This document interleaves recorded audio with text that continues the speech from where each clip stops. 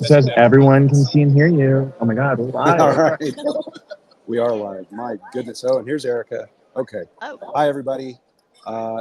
It's Craig Fisher. This is Inside Talent from Unleash America.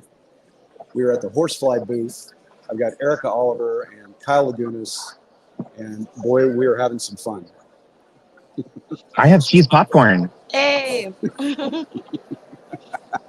Yes. Okay. Well, so to all of you watching remotely, please bear with us if it's not the clearest audio. It's noisy here, but we're going to have a serious conversation about some recruiting stuff.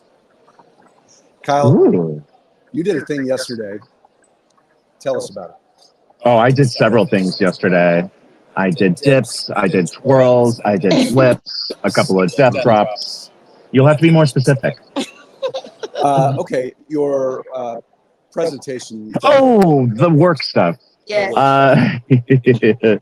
Yeah, so if anybody's been at Unleash before, on the day before the event, they have a bunch of pre-summits, and I presented at the HR Tech and Transformation Summit, which is for practitioner leaders in HR, and I talked about the state of HR transformation, like looking at a new budget for tech this year, looking at where people are planning to invest.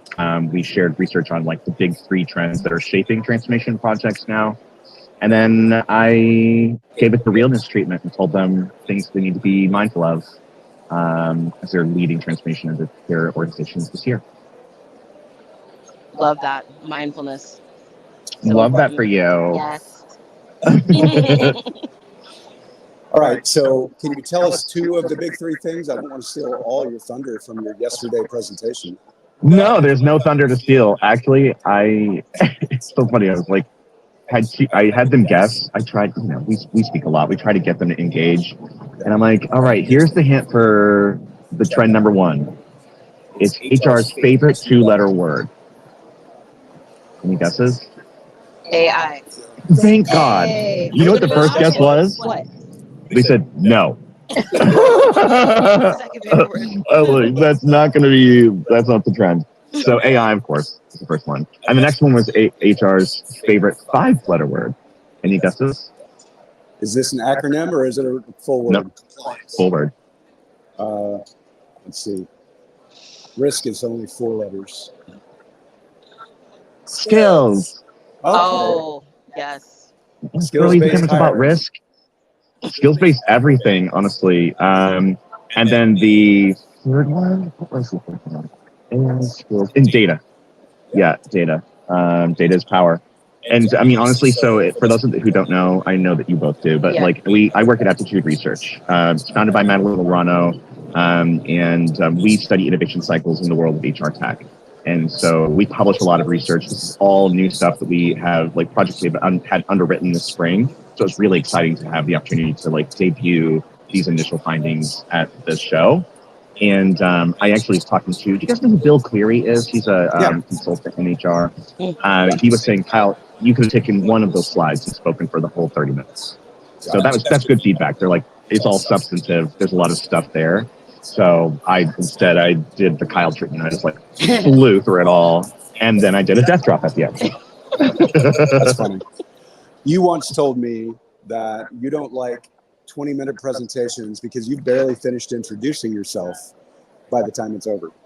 I mean, how far are we into this live stream? And I just got through 3 trends. Mm-hmm. And that was fast. I mean, now go ahead and introduce yourself. Okay. Erika, how's it going with you? I am doing great. First time wearing glasses on one of these things. Will not do that again. Trying the new, what is it, the Meta View thingy. Yeah. Oh, cool. Right. So it's like headphones, disguises like the bags under my eyes from like a overnight trip. But yeah, this has been great. It's my first HR Unleashed here with my colleague Tim. Tim, thank you for putting this together. It's been amazing. Will's here somewhere, CEO. We're going to try to get him on, but I'm doing great. This is amazing. I'm excited to be with you two wonderful gents. I don't think an hour would be nearly enough. next time we should do it with a cold beverage. We should do with a cold beverage for sure. 100%. My ice water is pretty cold. I don't think that's what she's talking about. No, the data shows. So I'll tell you a fun story. Unleash started in Amsterdam. No way. Yeah, it did. And back then it was called HR Tech Europe. And we're not allowed to say that because HR Tech sued HR Tech Europe.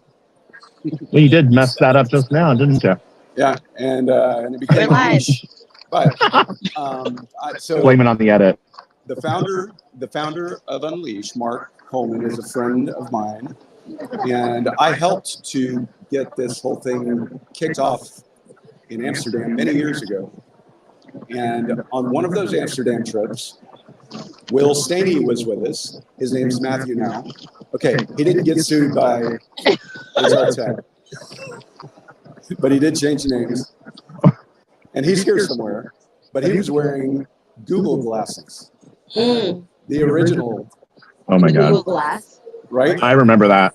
And do you remember what we called him? A nerd. A glassful. A glass hole. That's so funny. Yeah. Hey, how are you? And he was very much that.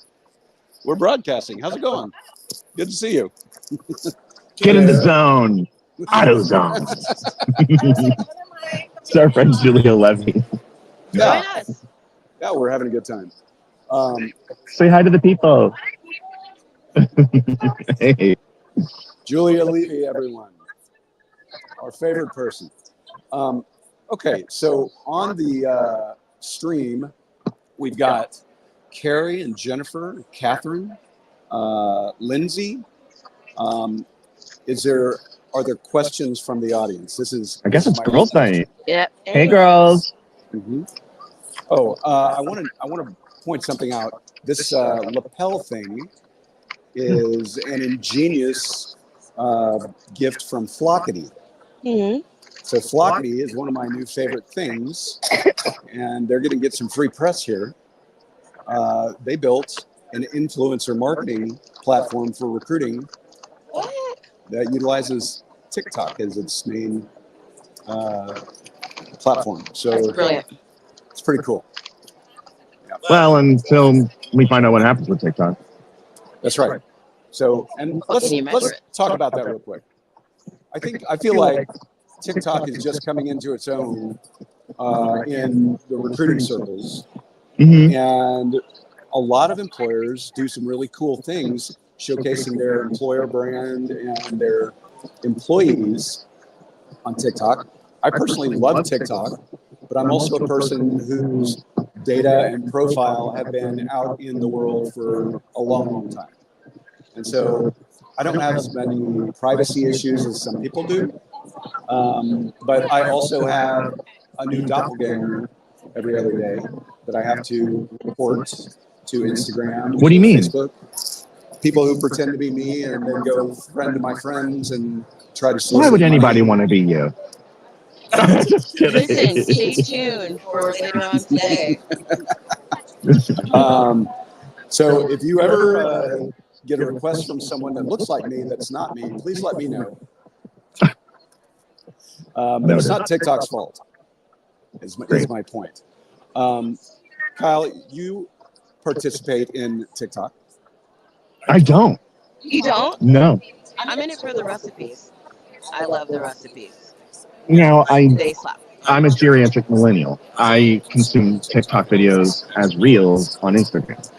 Okay, I'm not against that. I may or might do the same thing. Here's my question, though. When you think about like using TikTok for recruiting or consuming that information on Instagram, how do you measure it across multiple platforms? Like, how do you best determine like TikTok is the best influencer method, or how do you do that?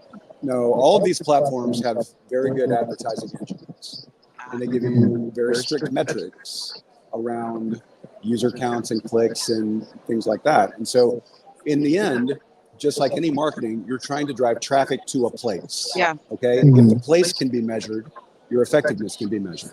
Okay. Right. And so TikTok, like anything else, or Reels or anything, you want people to click a button Yep. and go to a landing page. The landing page is trackable. See. The call to action is, yeah. That's right. That's it. But I mean, does there have to be a call to action? I say because, well, I guess hashtags are back. You can look and see what kind of hashtags are trying to get your content to trend. Yep. When I was at General Motors, we actually had a couple of folks in the engineering group, young people, who on their own had run some pilots of like employer brand content to share like what it's like to work at GM as a software engineer. Yeah. And it was so cool. That's brilliant. And I just valued it as it was. Yeah. We were not sure what to do with it. I was excited to use it, but we weren't sure. We didn't have our social media policy was not ready to embrace TikTok. But it was neat to just see people organically using it. And I think that's like just like with any recruitment or with any marketing content, the organic is what you hope to inspire. Yeah. And maybe that curated, crafted is what you drive to try and get that organic engagement. If you give employees a reason to have something to say beyond just please advertise this job for referrals, then they'll do it. So if there's something in it for them, right? Like, we're going to give you some other things to say about what you like about working here, but we're also going to help you build your network and build trust in your network and grow your career and other positive what's in it for me things. They'll do it. And you don't really even have to ask much. And then also, if you as the organization then takes their posts and repost it and highlight them on the company page, well, everybody loves that. Yeah, I do too. When I was with Allegis, Kyle, you know this, I got to do some of that employer brand work with GM.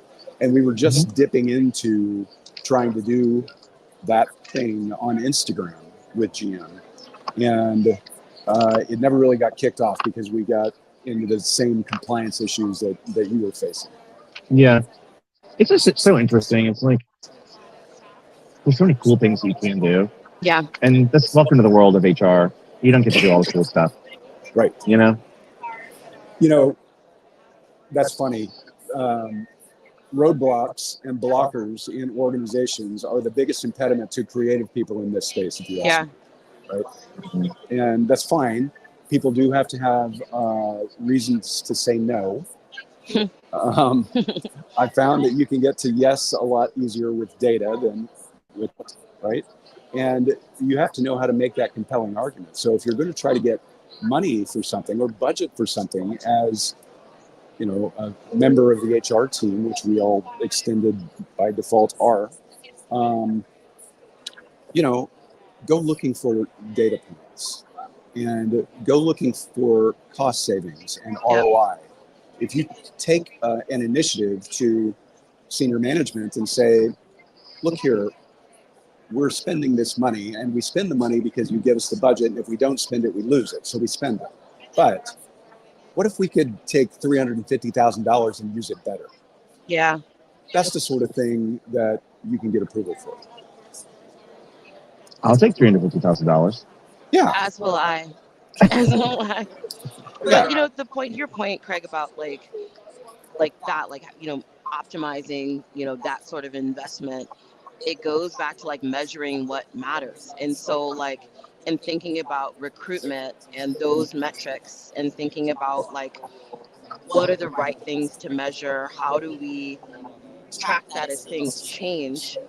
And how do we integrate that with a variety of different data points? I feel like that's something that people are constantly trying to solve for. And we were talking the other day that it really hasn't been discussed enough. Even though some places aren't hiring as much as they used to be, now is the time to really get those recruitment metrics rock solid and, to really get building your talent pools in a really data-driven, mindful way. So, I guess my question for both of you is, why do you think that's not really happening right now? Dude, I have so many opinions. Hey, first of all, I'm so annoyed that we don't garden. The people think you can garden when you're hungry. That's it. That's it. All right, well, now it's time to start planting tomatoes. Right. Like, girl, I need a BLT right now. But listen, the data piece, I think during COVID, everything was so crazy. Yeah. And recruiters were under so much pressure, and employers were struggling to retain recruiters. Yeah. So we really backed off a lot on recruiting metrics. Mm-hmm. People are like, no, don't you micromanage me. I've got 87 recs. Like, I'm just going to get it. I'm just hold me accountable for the hires. You know, and I think as we look at a lot of the impact that we've had, a lot of the, you know, rifts and budget cuts, we lost track of quantifying performance. Yeah. I think we struggled. We've always struggled to show ROI for things like TikTok, or whatever. But we backed off at the wrong time when we should have probably gotten even more disciplined. You know, people are so afraid to create accountability again, because it's just, we're in, again, sensitive space. Yeah. You know, and I don't know. I can't imagine during COVID, salespeople not having performance metrics anymore. Oh, for real. Like, literally. We'll never have. You know, but recruiting now, I am not seeing us coming back in force with scorecards, recruiter scorecards. Yeah. And we should. Yeah. Yep. We absolutely You're not going to get to like your full ROI and performance story if you don't have at your operational level. Like, I don't know what's working, because all I can point to is how many hires everybody's making each month. And so it's we're not making. Well, you're making a good point. Yeah. One of the things that I do when employers come to me and say, we need to fix this Y or Z, I say, how many licks does it get to the center of a Tootsie Roll Tootsie Pop? Or how many employees do you have right this second? And how many different places would you have to go to tell me that, to find the data? Yeah. Right? It's something everyone should know. How many employees do we need to get the work done that we're trying to do, that we're forecast for? I mean, like, all of these things we should know at the drop of a hat on a daily basis, what our goals are, how we're attaining them, what our churn rate is, but we don't. So one of the questions that we have from the audience is, what are you seeing that's transformative in the recruiting space as it relates to AI? Okay, so AI should be able to tell us these things, right? At the drop of a hat. You should be able to connect all your systems. And I built a SaaS platform like this with Allegiance called Quantum Work. But it was Frankenstein software. We had to connect the MSP and the HRIS system and the ATS system and the CRM and the a lot of piping. A lot of piping, yeah. And I think now with AI, we can take all this data that we've been sitting on and not really doing much with for years and really make some sense of it. I totally agree. And I think, like, on the heels of what both of you guys have said too, it's like, you know, there are companies that are still hiring at an explosive rate, like, so it's not across the board. But I think, you know, especially for the TA folks in the audience, like, you know, I would be remiss not to acknowledge the continued layoffs, lack of rehiring, the people that are out there waiting for new jobs, so on and so forth. But so the folks that are in TA still, and maybe with not as many recs as normal, now's the time to garden. So, you know, from our purview, from a Horsefly perspective, let's take the use case of sourcing as an example. There are certain roles that are always going to be difficult. Engineering is always going to be rough. You know, people are looking to hire great talent, try to mitigate costs. So I think a great performance metric to think about is, like, how do you build talent pools strategically based off of data, thinking about, you know, we just launched a new feature yesterday called cost of living. And so it's a great way to, like, look city by city, make comparisons. Like, if you're looking to hire in St. Louis versus looking to hire in San Francisco for, like, a software engineer, chances are the pricing's going to be different. And so what a great opportunity, even if you don't have a full slate of engineers available, to reach out to those folks that, like, meet the bar. So I think that's one thing, as far as, like, just planting the seeds now, so that hopefully, and, like, we've seen this so many times, haven't we, where things are light and then there's a huge uptick again in hiring. It's like, oh my gosh, we've got so many recs to fill. How do we do it? Oh, we start from scratch again? Yeah. Like, why? Oh, because the Using. CRMs don't work. That's right. Good Lord. Done. So, And also because we're not disciplined. Like if we come Yeah. back to the data piece, like I do get it. Like we had a real culture crisis where we couldn't push people too hard. We did need to just get through the crazy, right? But we lost discipline. Yeah. And so it's I like the advice and recommendation to start planting seeds now, and I do like the idea of taking the quiet times to clean house. Like, girl, you know you have a whole bunch of candidates in those evergreen recs that need to be dispositioned. that's right. Like, you know, like there's a whole bunch of cleaning up to do. Let's create some metrics for our folks that aren't doing a lot of hiring right now to go and do the rest of what recruiting operations really is. That's it. Oh my gosh, you just made me think of executive hiring. And look, we all love our friends in executive search. I was in it internally. I love my friends out there. Love you, love you, love you. But not everyone wants to pay $300,000 to hire a VP of engineering. And so when you don't, I know, or 350 if we want to go back to that number. And so like, what a great opportunity. Like, let's say you're not hiring a boatload of engineers, you're wanting to increase your gender diversity and leadership. What a great time to look at data, look at what the external market looks like, and then start having those ongoing conversations like our friends in executive search do all of the time to get ready and stay ready. All the time. And the discipline that you're talking about, like present the external data to your stakeholders, like saying, I know you're not hiring right now, but you will at some point. You know? I completely. And so, you know, we've been in talent acquisition for a while. We've seen like it evolve from recruiting to talent acquisition, right? And we've also seen conversations about the recruiter role, like becoming a talent advisor, you know, and a talent consultant. And guess what consultants have? Discipline, That's it. data, you know, proactive operations. They are on top of their shit. Yeah. And that doesn't just mean like keeping my applicants like candidates happy while they're in interview process. You know, it does mean staying on top of my market, knowing what's going on in my space, building relationships with like passive talent. There's a lot of work that can be done all the time that is not just filling recs. That's it. And you know, you'd also said earlier, like at any moment, Craig, you said like we should know what kind of hiring we need to be doing. And guess what? The very last people to find out when there's a new talent need is us. 100%. There is you can't be proactive in talent acquisition if you don't like actually proactive if you don't know what's coming.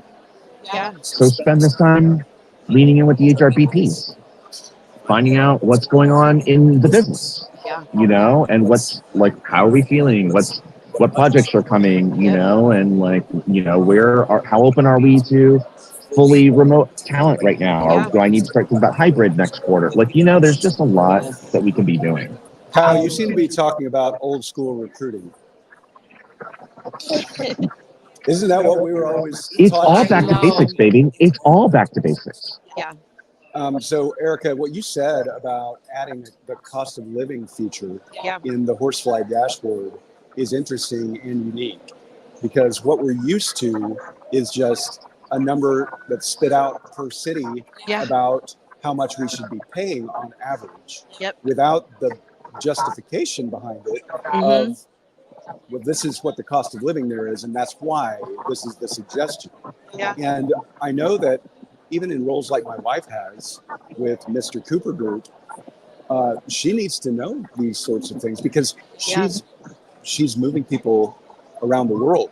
Wow. And so, you know, that's a really good data point. And the platforms I've seen don't do that. Yeah, and I mean, we're super excited about this, and I appreciate you saying that, Craig. It's like, again, we released it in beta. I should put that asterisk in there. But as we were doing some internal testing, you know, something that I thought was really interesting, you know, we even had some thoughts like, okay, is this right? Is this right? So on and so forth. Like the cost of living is changing dramatically in a variety of places. Going back to the pandemic, there are places that were not that expensive to live or not that expensive to hire from that have changed. So you think about the United States, like, I mean, there are some places, I don't even want to say exactly where I live, but I live outside of the greater Boston area. You and I both are in the greater Boston area. And there are places that were not very expensive at all. But a lot of people from like the heart of the city moved to these Yeah. places, and like Inflated. it's inflate like rent. We've talked about that. This is another podcast. Rent has like increased 35% just in the That's last nuts. year in some places. And so, as we're testing and going through beta on the cost of living feature, we're doing it at the city level for that reason. So taking Boston again as a use case, chances are like Newton is going to be a lot more expensive than maybe, I don't know, because everything in Boston seems so expensive, Hey, but girl. like city by city, we got to take a look at it. We've Rent talked is about, not any cheaper down in the burbs. right? It's just wild. And we've talked about this in terms of the variety of reasons for moving out of the city in the Dallas Fort Worth area. That's got to be impacting like the DFW suburbs too. And so this is where it's a powerful tool for talent acquisition, obviously, but it's also powerful for location strategy. To your point, Yeah. real estate, like thinking like, okay, do we want to invest in like, are we going to shut down office X and open up office Y? Sure, it's less expensive, but is the talent there? So there's so many things, again, going back Girl, you know to, the answer is we're not opening any more offices until people return to work. I can't with you. I can't. You know, actually though, there's something that is, so I didn't know that the product announcement today. Congrats. That's Yep. exciting. Something that I struggled with when I was a team leader was pay equity. Yeah. And I think that the virtual remote movement really messed with that a lot. Yeah. Because, okay, sure, Craig lives in Topeka, Kansas, and I live in San Francisco, and my cost of living is extremely high, and so they're going to pay me $250,000 to do the same exact job that Craig is doing in Topeka.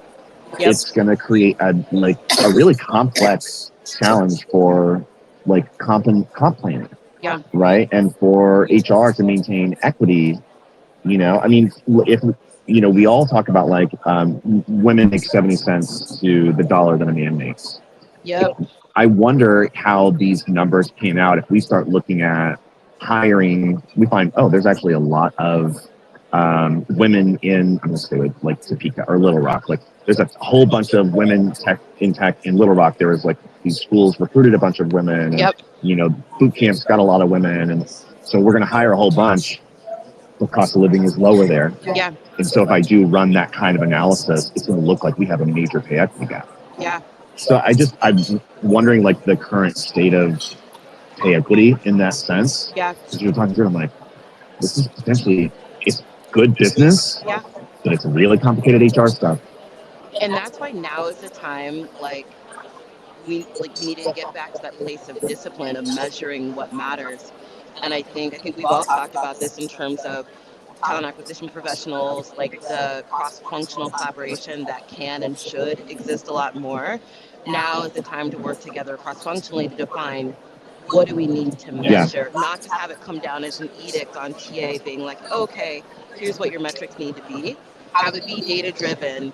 And don't go it alone. That's it. That's it. Right? It's like somebody just called out, like, work with your HR VPs. You should be getting ahead of these conversations. That's it. Right? That's it. They should be in the loop. They should be working with the business leaders to be making the decisions. That's it.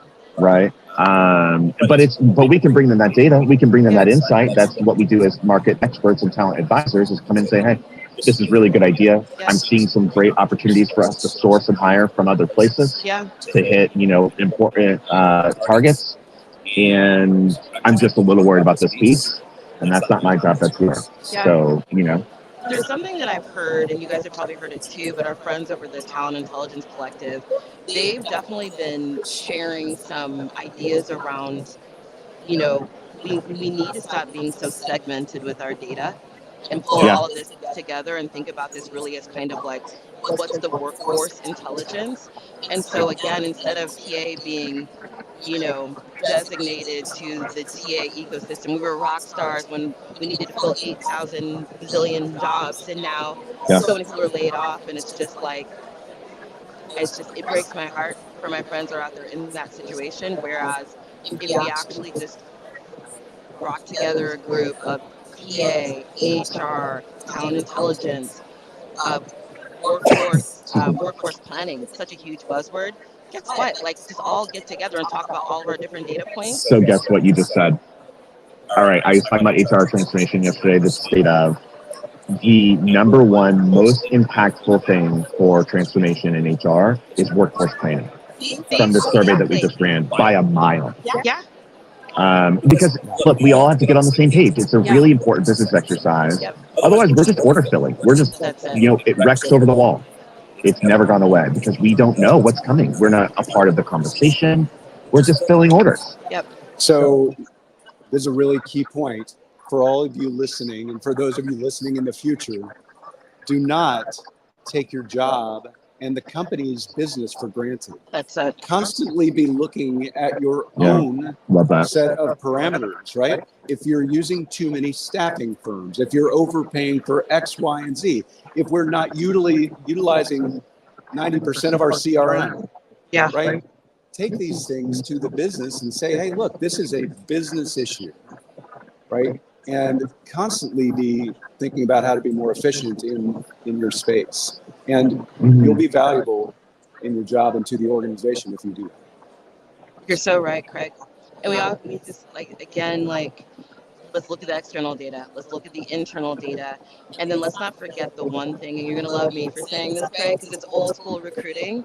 We can't forget about the human intelligence piece of business strategy, right? So it's like AI is amazing, all these different data points. Obviously, I love my product. I mean, I love Horsefly, so on and so forth.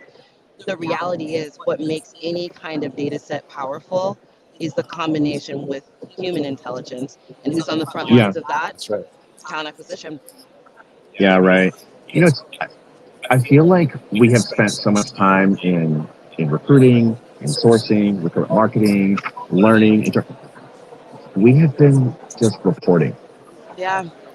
Like, we're just reporting out. Yep. And not actually sitting down and just digging into data together. Yeah. That's right. We're not really studying things to look for opportunities or issues. I'm just running my report to wrap up for the week. Yeah. Right. And we're doing the same thing when we're wrapping up for the quarter, and when we get together for our SLT HR meetings, we're not really sitting down and digging in. And I think that's why data gets so siloed, because you actually don't know what data I have. You just see what I'm doing. Yeah. So how could we actually democratize data if you don't even know to ask for anything else? That's it.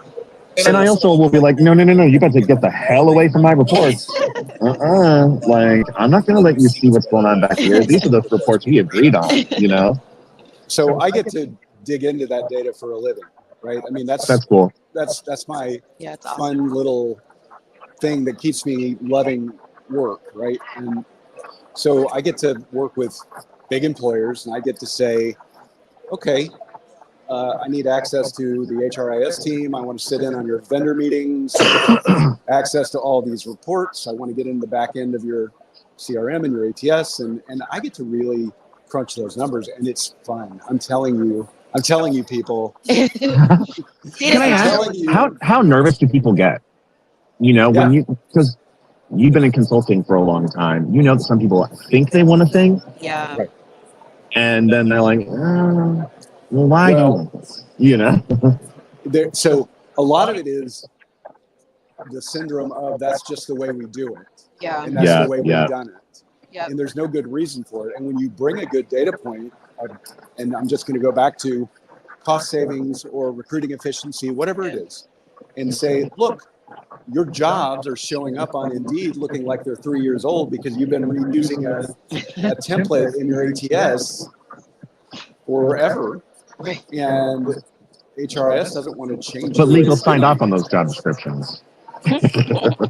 But so I'm not going back through that. You could have all this better share of voice and ranking on Google and all these things. If you just did this, and it's going to be painful for 6 months, but it's so worth it. Yeah. Yeah. A lot of times, yes, they don't love it, but they'll do it. Yeah. Yeah. Can I ask what you guys are seeing in the space in terms of appetite for new ideas and change. So I feel like there was so much disruption during the last 5 years. So we had a lot of change fatigue. Yeah. True. How are people feeling now? Because I feel like last year was also disruptive, but we all kind of went to ground. Yeah. You know. How are we feeling as we're coming up and getting our breath again, and maybe looking out around? People are hiring again. TA leaders, recruiters are getting new jobs.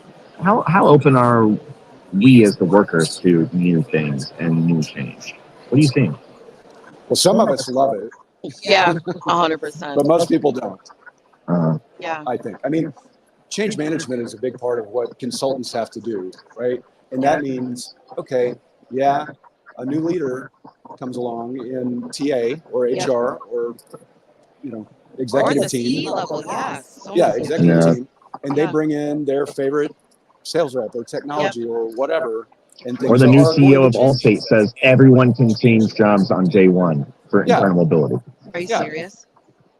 Wow, that's bold. Without talking to HR first. Yeah. Right. Wow. But most people aren't prepared. I don't know if that's true, but yeah. Yeah. Most people aren't prepared for that. And so change management is a real thing. It has to happen. Yeah. I was talking, so you asked me how did my thing go yesterday, and I was like, which one? Because I also joined, do you guys know the TALK, Talent Acquisition Leadership Council? I wasn't familiar with it. I know. It's a professional networking group for TA leaders, as it sounds. And we sat down with Sarah Smart from JP Morgan Chase and Kelly Cartwright from Splunk. Very tenured, seasoned change agents, transformative talent leaders. And we were talking about who do you partner with on AI initiatives? Who's a good partner for you? And they both said, I immediately bring my change management person along for the ride. Because they need to be in the room when they hear the objections or questions from legal and compliance. They need to be in the room whenever people are you're meeting with recruiters and trying to study what's going on with their jobs, and change management needs to be plugged in from the beginning. And I have seen a lot of, you probably have seen a lot of these tech initiatives. We don't start to tag in change management until we're ready to start going live and putting training materials together. Yeah. Change management is not the program you pick up once you start trying to get adoption. You need to start bringing them along the journey of what is the problem, what solutions do we look at, what concerns do we have. Great, I'm going to be ready to go when you are. You just said something that made a huge light bulb go off in my head. Seriously, you brought it. Is the fact that many companies, small and large, don't have that function or capacity as a part of the remit. And I think that's why, to answer your first question directly, I think there's a ton of change fatigue for a lot of people. I'm like you, Craig, I tend to embrace it and be let's see what we can do. But there's another side of me that does like my routine. I like my routine. And I think if you think about all the companies that have had significant layoffs, even outside of TA, Google just had pretty big riff in January. And I think as a result, people want to attach to what feels normal. So in the data space for us, it's if there's a shift in what the salaries are showing, or if there's a shift in whatever the data is reflecting, it happens in TA, it happens with executives where it's that's wrong. I know this. I know this is wrong. And it's kind of hilarious. Right. And so instead of being we're let's be more data driven. And then the business is I don't agree with that data. Yeah, exactly. We have a client, literally, I wanted to be oh my God, can you repeat this? Can you say this 1,000 times over? They were talking about with their end clients, it's a large RPO in the UK, based in the UK. And they were saying sometimes, they'll use Horsefly data, so on and so forth. They'll be okay, this isn't right. This salary isn't right. This isn't right. And then, they'll do a double check just to hear and then repeat back being it doesn't look like what you're used to because what you're used to has changed. And that's why we leverage data. And I think we should be looking at that across the entire ecosystem. People analytics for internal mobility. Workforce planning, it's a huge buzzword right now, but there are a lot of business units that don't really get the seat at the table that they deserve whatsoever. So yeah, I think that's a whole nother podcast right there on maybe we get someone from we have to come back I love Craig, and maybe we get one of our The friends. first one's free. Stop. First one's free. I'll get you all the dinners you want. We had a good meal last night.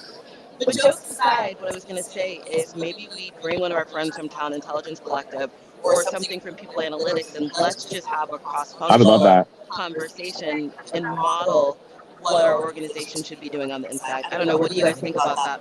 That's super cool. Data governance is a necessary evil, Yeah. but it is also a huge obstacle. Yeah. And especially for just being more expert as a function, not just talent acquisition, but HR. Yeah. We really cannot be business partners if we don't have like our house in order. Yeah. And I would love to talk to people about like the talent analytics function. I still see it in so many instances. I'm fortunate you hire these brilliant data scientists and they're just building custom reports for you. Yeah. That's literally all they do. Why? Exactly. And I think Gen AI is going to be really cool with this, Yep. especially because it's NLP capabilities. It can understand a query. Yeah. You say, hey, tell me what's going on with my pay equity across these 3 regions and functions, Yeah. and it's going to produce a report for you. You've got to put that on your roadmap, bro. Yeah. Okay, say less. Right? Because then we can free up the nerds to do really nerdy things. Exactly. And we, as end users, as recruiters, we don't need to be data scientists to get some data. Yeah. People actually aren't super data literate. Yeah. But it helps to be data literate. I mean, because what we do as employers is we hire a BI guy to or girl to make some pretty reports, and then we report the pretty reports, but we're not very good at directing the BI person as to what the business use is for the pretty reports. Craig, I'm so glad you said this. We have a large client in the gaming space and a brilliant team of talent intelligence, extraordinarily brilliant. And the challenge, the breakdown is the necessary conversations have not been had between TA and the TI group to read them in on here's the details of why this data we're looking for is important. Same thing with the HRBP. So again, it goes back to collaboration, the discipline, and defining what we need to measure, because that might change. Well, that is where strategic workforce planning is such a hot buzzword right now, because it is an alignment exercise. And I want people analytics in on those sessions too, because that's the big why. That's where we identify the skills that we're going to need to move the business forward, or to enter this new market, or to secure this revenue or whatever. That's where we're going to understand not just how many heads we need, but how expert they need to be, and how much budget we really come up with for this headcount. And, it's like they're going to get to know the why. It's the same reason why you bring change management along with you from the beginning of something. You need to bring your data people along too. But I think we've all probably worked with a C-level executive or a CEO that really cares. But we've all probably worked with one that really cared about that kind of data. Right? A lot don't. A lot you never hear them ask those questions. But the ones who are really good, you'll be having a conversation about some of that data, and they will zoom in on something. Light up. That's a good CEO right there. So true. Yeah, but because people aren't super data literate, I think a lot of people are actually data insecure. As soon as that CEO, as soon as he starts to lean in, people start sweating. They're like, this is a very carefully crafted report. I've put a very specific narrative together with this report. Don't click too close, honey. It's just phew. And Craig, to your point, I had a conversation literally at the booth with a senior leader from a Fortune 500 company. We talked about exactly that, and I watched, when you just hit somebody's soul where it's just now you're speaking the truth here. It's do you have leaders that want data to inform what they do, or do you have leaders that want data to back the decisions that they've already made? And that's just a real conversation that we also have to have about what's the situation that, our data-driven leaders are in. Are you going to inform change, or are you going to back a decision that's already done? Yep. Look, executive culture right now is real complicated. I feel like they are all over the map. Yep. And so a lot of them are making decisions right in a moment. Yeah. And they are going to come back to you like, hey, I'm going to need you to back me up with this. Let's go and do some creative, you know. Is the market to blame for this? I mean, is it because everybody's PE backed now and we don't have any choice but to make quick decisions because we're not going to have this job for 2 years? And I mean, that's a lot of it, right? Hey, post-capitalism. Yeah. And I mean, here's a millennial in the room that's like anti-capitalist. Because I do think that it is starting to get kind of toxic. Ooh. Right on cue. Seriously. See? I can't. No, it is starting to get toxic, and I think that it's starting to make people manic. And I think that's why we're all still afraid of change right now, because we don't trust it. Yeah. Seems like people are making uninformed decisions, like off the cuff in the moment.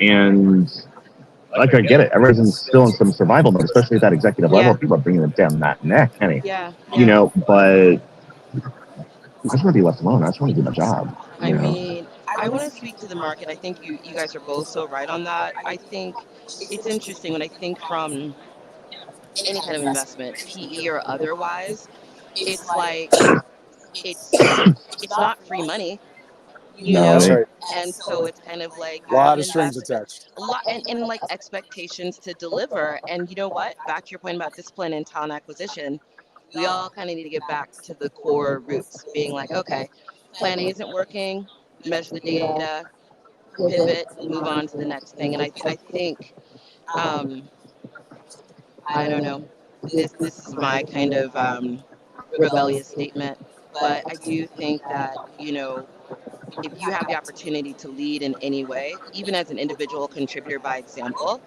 then, you know, I think there's a way to professionally and with grace stand your ground on what you're seeing, what you think is right. So to the sourcer that's been here for 3 years, that's seeing some trend in human intelligence, to the seasoned C-level with whatever kind of financial backing, like if you are measuring the right things and you're disciplined across the board, then, you know, it's kind of hard to argue with that. Oh, yeah. And I do wonder then if for TA leaders, whether it's that team leader, the executive of the function, we need to be fostering an environment that empowers. Yeah.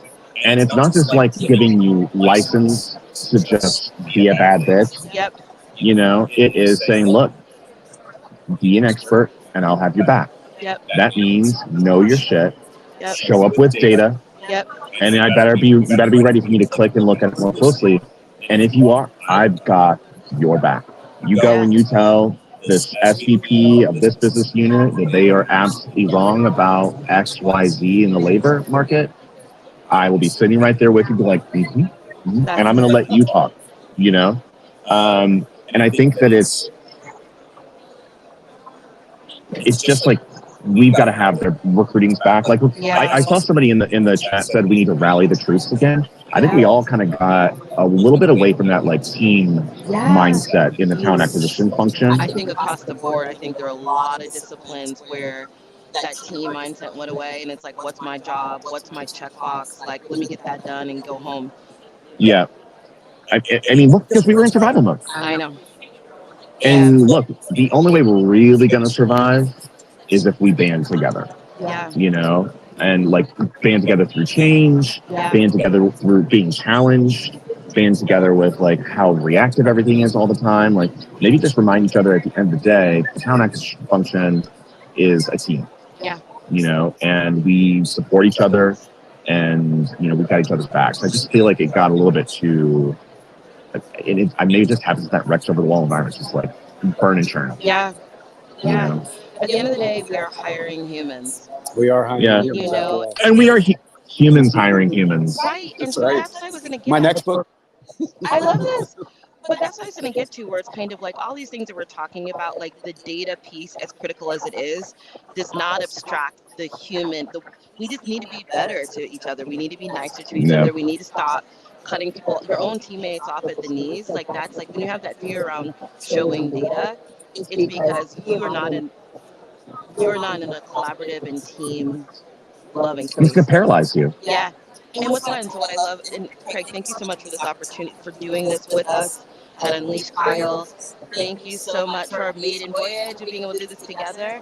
And I want to shout out this example of like, we all met not even a year ago, but like taking a moment to have that human piece of what we're doing that is data driven, that is click driven, all those different things. It makes things like this be so much more impactful. So Look, if you're going to give me a stage to talk about this, like, I will always be here. hey, I mean, look, you can feel the emotion in the room when you're speaking and you say, recruiting is really hard, isn't it? And people are like, exactly.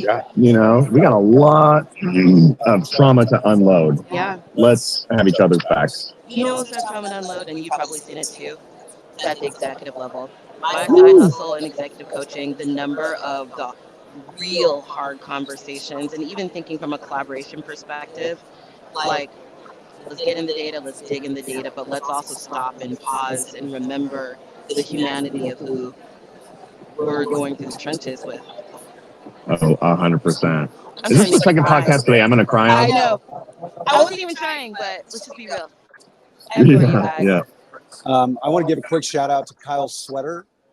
Awesome. It is cute. Love that. Look at that. Am I serving? Yes, you're serving. Looks. Good, because it's hugging my belly and I'm looking a little preggers. My glasses are covering my bags, but I did not put lipstick on, so I will never do this again without a red lip. I didn't want to say it. I know, fail. But I do like the earbuds. Look at it next time. I'll text you first. I'll be like, does this work? And I'm like, I guess. You're going to be like, my God, why? It's giving, gonna make it work. All right. We didn't know we were going to be on video. We're so stupid. We should have known. We should have known. But Craig's like, when am I ever doing anything not on video? Like, what is, I know. Live stream. Well, wouldn't you with this beautiful face? I know. He stays ready. God, We failed. porcelain skin. I know. Just amazing. On that note, thank you to everyone who tuned in. We appreciate you. This video will be distributed and chopped up in little pieces. We put some filters on that too for us. I'll put lipstick filters on it. Thank you. Kyle too. Let's both right. get in. Yeah, Okay, right. thanks, everybody. This endeth the broadcast. Thank you, Kyle, for being here with us. Thank you, Erika. Thank you, sir. All right, Thanks, we'll Bye, see you soon. kiddos. Stay well.